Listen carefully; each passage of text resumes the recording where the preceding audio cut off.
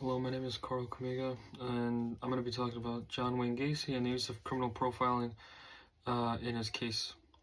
Just, uh, just as an introduction, criminal profiling is a behavioral investigation method used by law enforcement to analyze people's patterns and behavior during their crimes, and it just kind of is used with psychological assessments to analyze how people are the way they are and why they uh, they do these types of crimes. Um, that type of analyzing was developed in the mid 20th century, and it was popularized more by the FBI, and eventually was used more in police scenarios. And then to start off with John Wayne Gacy, he was more known as a killer clown, and he raped and murdered 33 young men in the 1970s. He used different types of luring techniques to bring in his victims, such as like inviting coworkers or people that he has employed into his home, or inviting people over posing as a cop, meeting people at a bar, inviting them home. He would tend to bury them in his crawl space under his home. And he was arrested in 1978 after the disappearance of a 15-year-old. So with the John Wayne Gacy case specifically, there wasn't profiling used in the first half of the case, more in the second half of the case once he was already arrested and it was in part of the conviction. More likely just because criminal profiling wasn't as popular of a technique by law enforcement back then, but it was used to kind of analyze how his behavior was and what was making him act the way he was acting and what was influencing his behavior.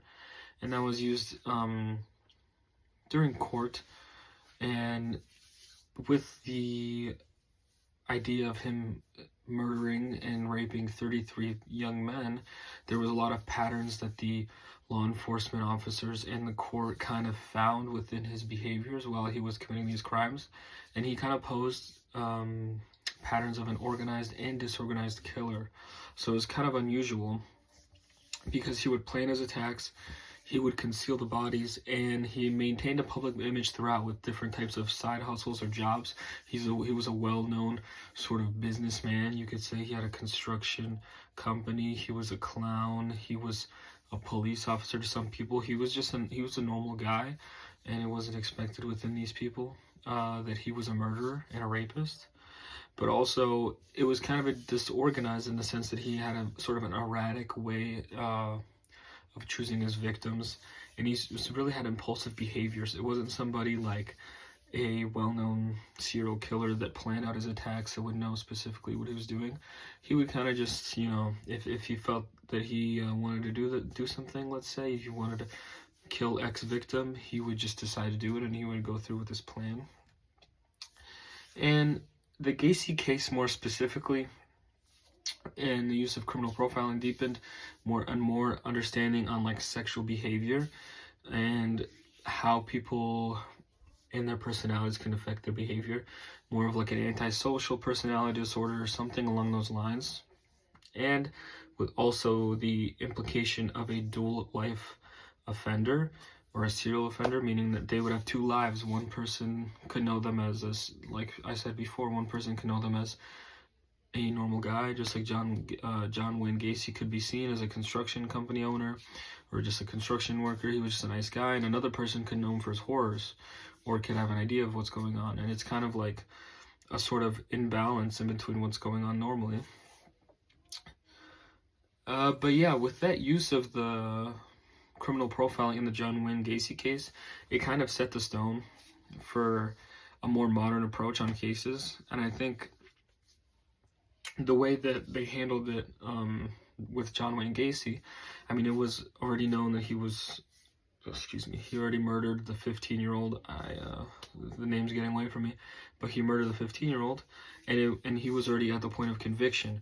And then they used the idea of criminal profiling with the interviews and psychological analyzations just to see how his body and his brain function to kind of get to that point, because it was almost disgusting. How could you behave that way, killing 33 people and just abusing them sexually, and just they're young men and things like that. It was kind of, and not to say homosexuality wasn't frowned upon in the 70s, it was, unfortunately, but the way that he was behaving also, I mean, he wasn't going for the opposite gender, for women. He was going for younger men, which is also kind of an unexpected approach for somebody that would be just an all-around, like, normal guy. The guy, business owner, he, was just known in the community, and then next thing you know, he's killing young men and having sexual relations with them. So it's kind of a unpredictable behavior with him, and the use of criminal profiling helped analyze how his brain worked to use on future cases. I mean, with the FBI starting to use criminal profiling and it pushing onto more police scenarios, nowadays criminal profiling is used everywhere. I mean, even before somebody is convicted, just that initial part where a police officer is talking to them and trying to get as much information about the situation as they can, that could be considered criminal profiling. Finding out what happened, finding out how the, let's say, the confrontation between two individuals happened, how their behaviors were influenced. If someone were to commit a violent crime, let's say killing somebody, murdering somebody, just to see their behavior, that can be considered a psychological analyzation. Just by seeing how their face responds and their facial reactions and stuff like that, that could influence how somebody is portrayed in a case, how a police officer respects them, or, I mean, not everybody's innocent until proven guilty, but there are some superstitions or stitions you could have against somebody. Not to go on a tangent, but just to conclude really quickly, Gacy's case highlighted both the limitations and the potential of offender profiling. So in the times, back in the 70s, I think he was arrested in 78 or something, I think I said, but there were limitations. I mean, it was 78. There was no use of, security intel. Not a lot of people, I mean, no one had a cell phone. No one could just take a quick picture and post it somewhere and say, hey, this guy's doing something mischievous, or this guy's doing something fishy, you guys should check it out. It was kind of word of mouth, and not a lot of people knew what was happening because he was getting away with it for so long, until one victim, and that caused him to slip up in his pattern, and that kind of just proved, he was a little inconsistent with his behaviors. But it did reinforce the need for behavioral, psychological criminal profiling in investigations like this, in more violent investigations in particular. Somebody that was a victim to a murder or a sort of domestic violence, just to know what the confronter was thinking while he was doing that, even to the person that was receiving said action, just to know how everybody's brain was processing and how they were responding, kind of just to analyze what's going on between the two individuals, or however many individuals in the case. But the Jolene Gacy case as a whole did help evolve the profiling tool for solving and preventing crimes. I mean, just to analyze the behavior of criminals before, nowadays, it just kind of helped police understand how criminals will behave, and more common patterns that are seen within different amounts of criminals and how they behave with one another.